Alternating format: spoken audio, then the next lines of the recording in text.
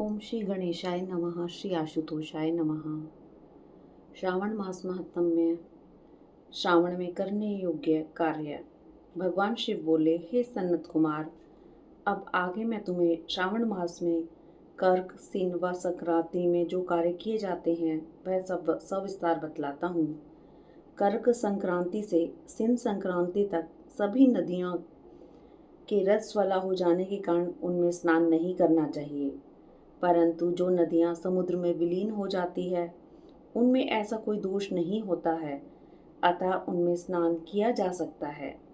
कुछ पुण्य आत्माओं और ऋषियों व महर्षियों अगस्त के मतानुसार कर्क संक्रांति से दक्षिण दिशाओं में मौजूद अगस्त्य के उदय काल तक नदियां रसवला होती हैं।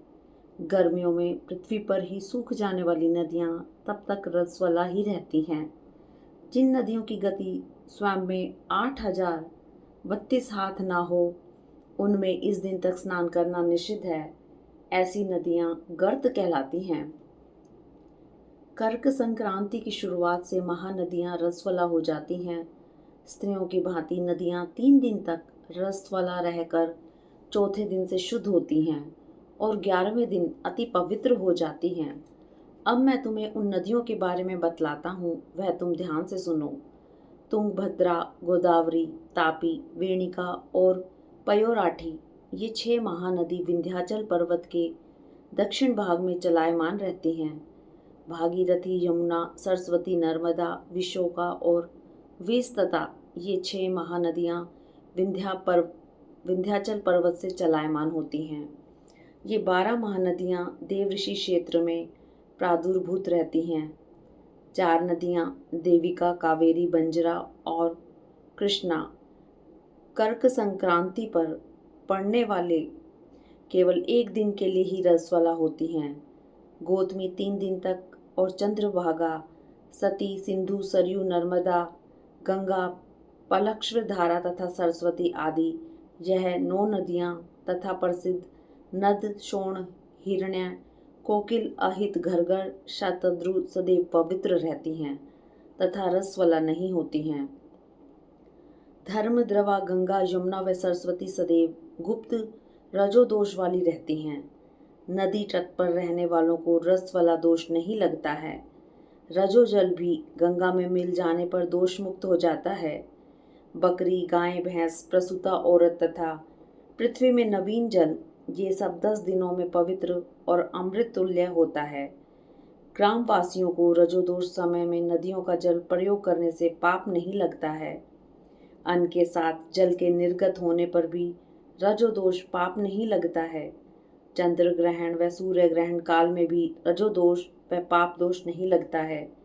शिव बोले, हे सन्नत कुमार, अब मैं तुम्हें सिन संक्रांति के अवसर पर होने वाले गो प्रसव फल के बारे में बतलाता हूँ।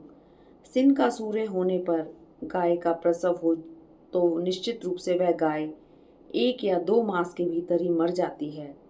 उस समय की गो प्रसव शांति की विधि मैं तुम्हें कहता हूँ, जिसके कारण से मनुष्य सुखी हो जाता है। उस समय में ब्याई हुई गो ब्राह्मण को दान कर देनी चाहिए। उस समय पीली सरसों व गाय के शुद्ध घी से होम करना चाहिए। उसमें श्री सूक्त व शांति सूक्त से स्नान सर्वोत्तम रहता है। तब घी व तिल की 1008 आहुतियाँ दें। व्रत के पश्चात ब्राह्मण को उचित मात्रा में दक्षिणा अवश्य ही दें। सिन राशि में सूर्य आ जाने पर यदि गो प्रसव हो तो वह अवश्य ही अनिष्टकारी होता है। अतः अस्य वाम व तव द्विष्णो अर्थात इन 2 सूक्तों से भी तिल व घी से 108 होम करना चाहिए। मृत्युंजय नियम से 10,000 होम भी करवाए जाने चाहिए। इससे मनुष्य को किसी प्रकार का भय नहीं रहता। इसी तरह श्रवण मास में घोड़ी ब्याई हो तो शांति करने से दोष मिट जाता है। अब हे पुत्र, मैं तुम्हें श्रावण मास में कर्क या सिन की संक्रांति में दिए जाने वाले शुभ दान को बतलाता हूँ। कर्क के सूर्य में संक्रांति होने पर घी का, सिन संक्रांति होने पर छाता या सोना दान स्वरूप दें। वस्त्र दान से भी इस मास में शुभ फल प्राप्त होता है। इस मास में प्रभु प्रेम के लिए व्रती को घृत, घृत कलश, घृत धेनु व फल दान स्वरूप देने चाहिए। वर्ष के अन्य महीनों की अपेक्षा इस मास में किए गए दान अनंत व अमर फलदायक होते हैं। प्रभु को यह मास सर्वाधिक प्रिय है। मुझे तो इस मास के आने की सर्वदा प्रतीक्षा रहती है। जो प्राणी इस मास में व्रत करता है वह तो मेरी कृपा का विशेष अधिकारी होता है। इसका कारण यह है कि ब्राह्मणों के नरेश चंद्रमा और प्रत्यक्ष देव सूर्य मेरी दो आंखें हैं। इस मास में प्रातः उठकर स्नान करने वाला पूरे वर्ष के स्नान का फल पा जाता है। जो ऐसा नहीं करता उसके वर्ष के सभी स्नान पुण्य फल व्यर्थ हो जाते हैं। व्रती प्राणी को यह संकल्प करना चाहिए, हे महाप्रभु, हे कृपा सिंधु, मेरे कार्य निर्विघ्न संपूर्ण हो। व्रती को स्नान के बाद शिव पूजन करना चाहिए और पूरे मास श्रद्धा और भक्ति भाव से कथा और महात्म्य का श्रवण करना चाहिए। यह श्रावण मास जो प्रभु को भी प्यारा, सभी अभिष्टों को पूरा करने वाला है, उसके पुण्य प्रताप से जो 7 प्रकार की बाधाएं बताई गई हैं उन्हें भी पुत्र प्राप्त होता है। निर्बल को बल, विद्यार्थी को विद्या तथा बीमार निरोगी हो जाता है।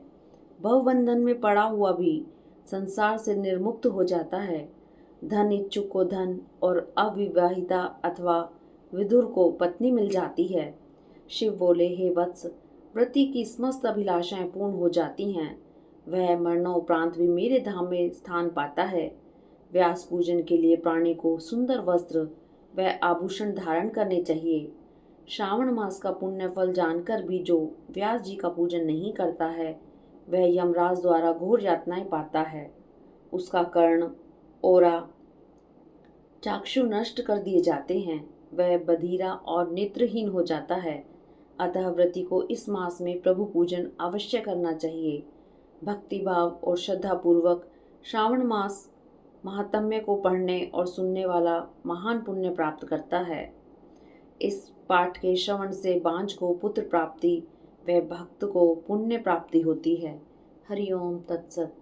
ओम नमः शिवाय। ओम नमः शिवाय। ओम पार्वती पते हर हर महादेव।